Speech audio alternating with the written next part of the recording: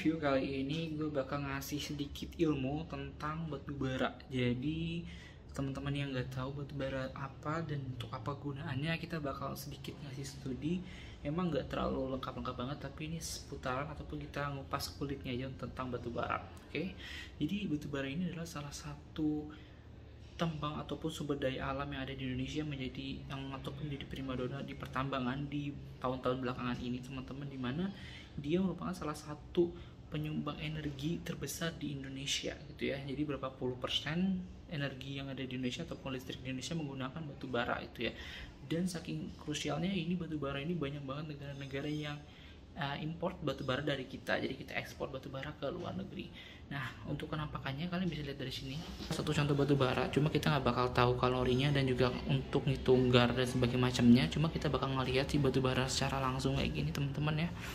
Jadi secara langsung dia punya belahan dan pecahan tuh ya. Dia ada belahannya seperti ini. Jadi begitu dia jatuh, dia bakal terbelah seperti ini. Dan nanti begitu pecah, batu bara pecah ini ada yang bentuknya brittle ataupun jadi ductile. Nah, ini biasanya pakai brittle ataupun jadi kayak butir-butir itu, teman-teman. Nah, ini nggak bakal kita cobain untuk pecahin.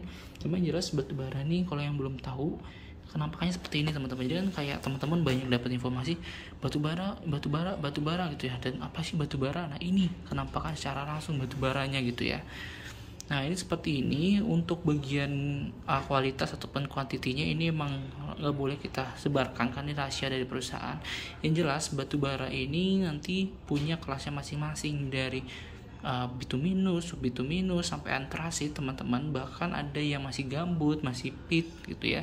Jadi ada batu bara muda, terus bagian bituminus, subbituminus sampai antrasit, yang ibaratnya antrasit itu dipakai untuk pengolahan sampai untuk pembuatan baja gitu, teman-teman ya.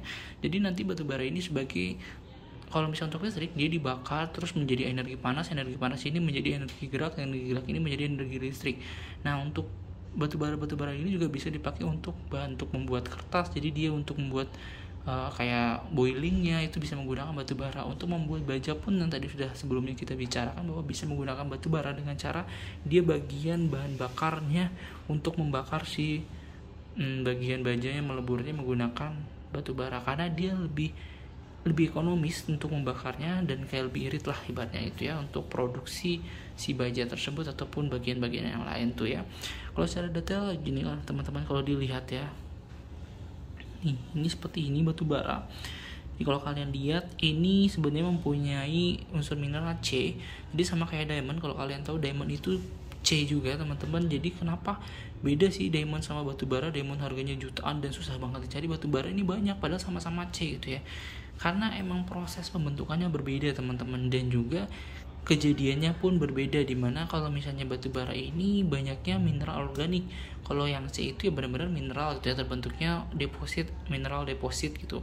Karena batu bara ini dia lebih banyak tidak ada proses tektonik, dimana ada ibaratnya kayak ada sesar kekar itu yang mengakibatkan batu bara ini terbentuk gitu ya. Sedangkan batu bara ini terbentuk dengan secara alami, misalnya ya ada pohon-pohon dia tumbang itu masuk ke rawa-rawa. Nah, ntar ya, ini kita gambarin sketsanya dikit aja, teman-teman. Misalnya ya, ini seperti gini, ada cekungan tuh ya.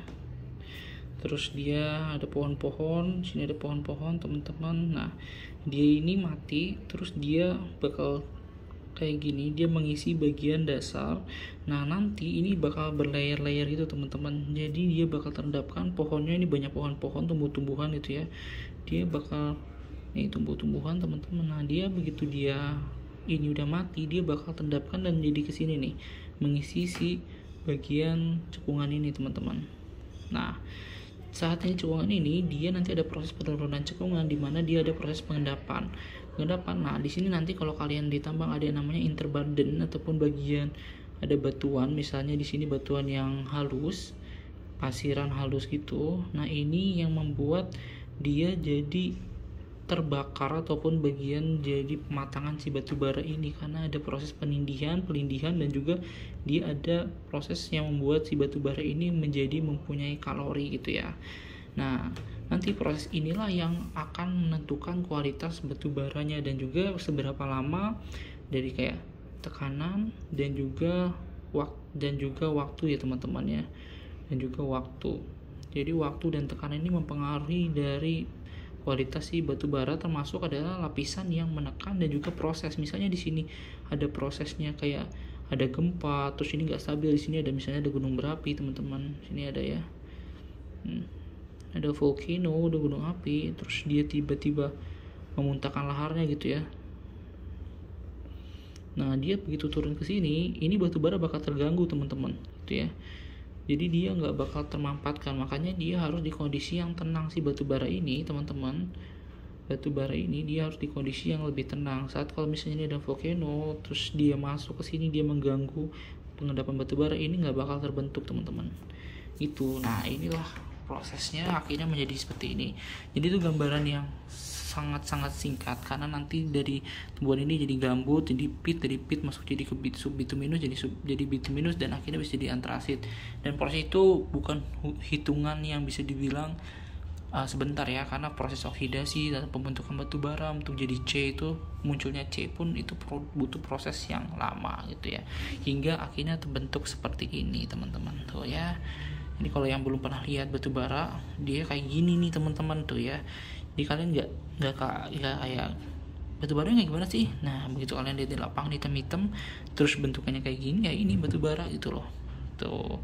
Dan ini yang dijual ataupun diekspor ke luar negeri seperti ini. Nah nanti kualitasnya nanti bakal disesuaikan dengan harganya, harga segini dengan kualitas segini gitu ya, baru ditransfer kemana ataupun dibawa untuk diekspor kemana gitu ya.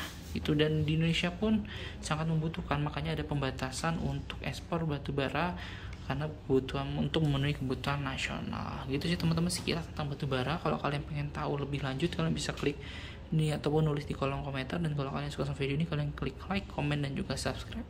See you in the next content. Bye bye.